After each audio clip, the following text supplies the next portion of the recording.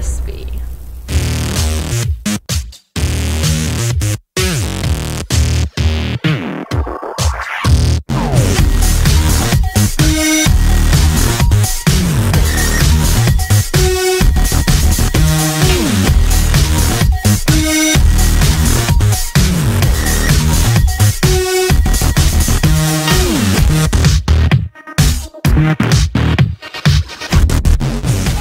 Hi y'all, and welcome back to another episode of Figures in Action.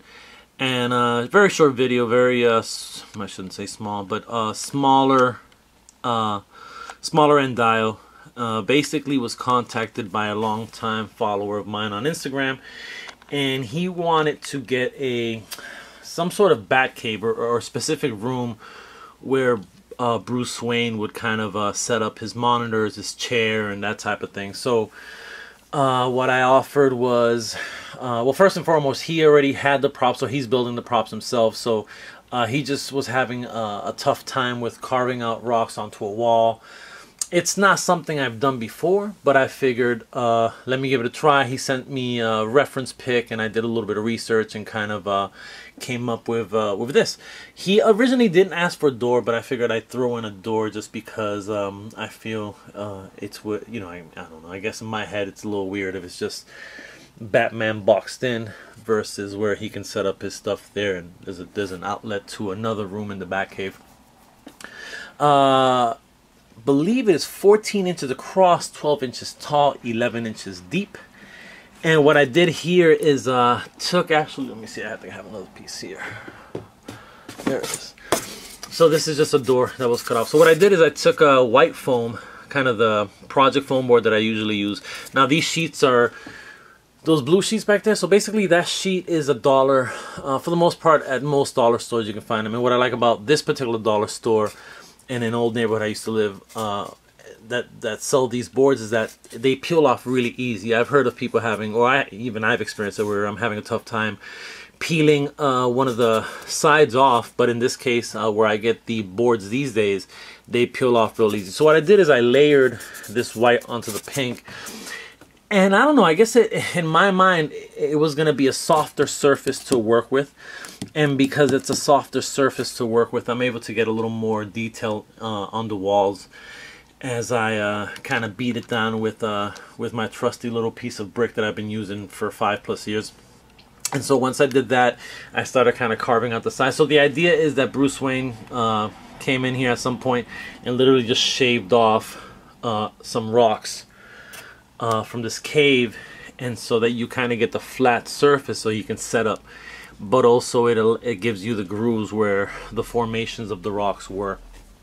I put in the homie Deadpool in there for scale, 6-inch Deadpool from Marvel Legends, so you guys get an idea. But again, it's not a major build. It's a build that I was asked about maybe 3 weeks ago, and it didn't take super long, but in between my other build, this big guy right here, I figured let me just do this, as I can take those pieces and travel with them and go to different places. And if I'm waiting for my daughter who's visiting someone, I can pull out one of these little walls and work on it, carve it, and so forth and so on.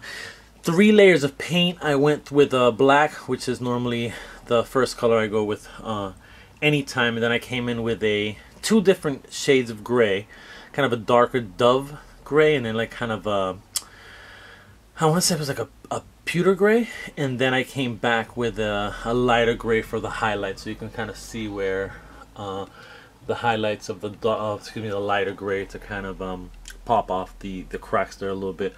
On the floor, all I use is just pieces of foam, and this is that sand texture that I bought a while back that I've used in several projects. So yeah, laid it all out, glued it down, and then once it dried, painted it in black, and then came back with some grays. The floor is painted a different shade of gray than the walls, because I always like to kind of differentiate that a little bit. And also the floor is going to get a little more wear and tear, versus the walls that'll have more of the natural color, and the floor will start kind of I guess kind of decolorizing a little bit the more you're moving stuff around on it, walking on it, so forth and so on. So yeah, so this is was a fun little project, and again, it's always weird to me to build dioramas that that are I guess incomplete, because you know this is something where he still has to add all the electronics, the TV monitors and so forth, so that it kind of comes out the way he wants it. So it always feels a little it always feels a little weird to send a dio out there where it's just kind of a hollow rock walls, you know what I mean? So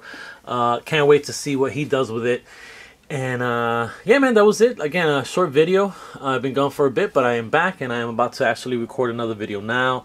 For the first time in a long time, I'm going to do a 2-part video for this dial that I'm working on. Also, if y'all have any questions, comments, feel free. Oh yeah, real quick. So the way so once, basically what I did is I kind of took a pen and just kind of did my thing and how I wanted it to look. Then I came with the X-Acto blade and I went in at this angle. Then I came back at like a 45-degree angle, so the part that I was cutting would just kind of peel off. And once that peeled off, I kind of carved the sides. Just took the blade, I cut an angle and just carved the sides and give it that look. Some of them I didn't do it like that, where, you know, on purpose, where you can kind of differentiate, I guess, between the rock patterns and how deep the rocks were and so forth. So yeah, so that's how I went about it. And yeah, that's pretty much it. Y'all, and I'm out. Have a great week, y'all. Peace.